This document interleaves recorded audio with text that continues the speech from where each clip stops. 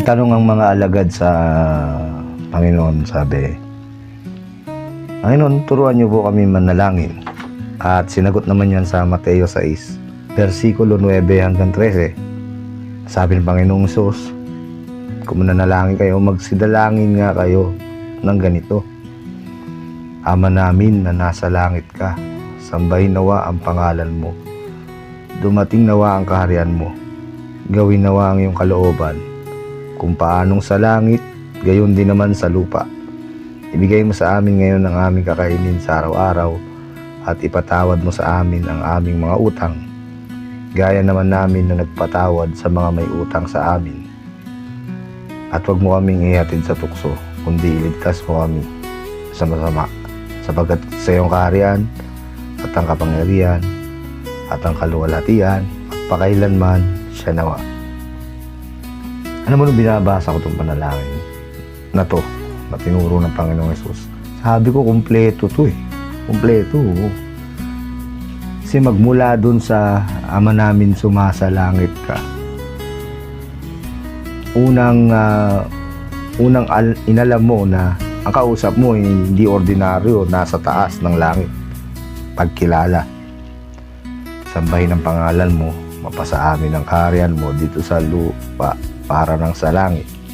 Bago ka humiling ng kung ano man, sinasamba mo at pinupuri ang kanyang pangalan na nasa langit. Sundin ang loob mo dito sa lupa para na sa langit.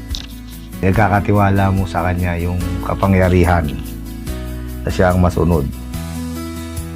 Bago mo hiningi ngayon yung pangangailangan, kasi sabi, bigyan niyo po kami ng aming kakainin sa araw-araw. Pangangailangan yun ng tao.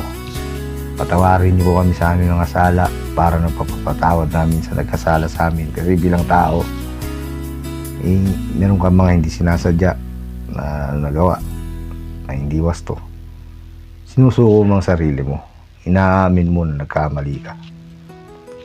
At pagpapakitang mababang loob yun at hindi yung pagmamalaki.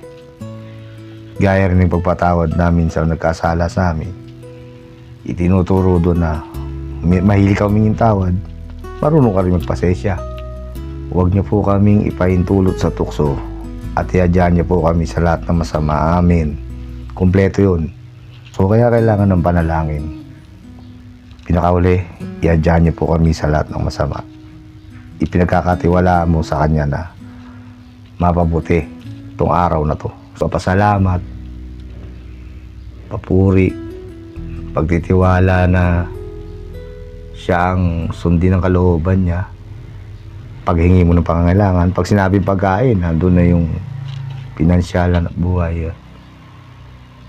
Huwag ipahintulot sa tukso, dyan yung sa lahat. Pagpatawaran, humingin tawad, at ilayo sa masama. Kompleto, yung pangangailangan ng buong katauhan nandun sa dasal na Ama namin. Yun lang ang aking nakikita dun sa nabasa ko. Kayo po, ano masasabi nyo sa tinuro ng Panginoon na Ama namin? Diba napakaganda nun? Kumpleto yun. Maraming salamat po at magandang araw. Shalom!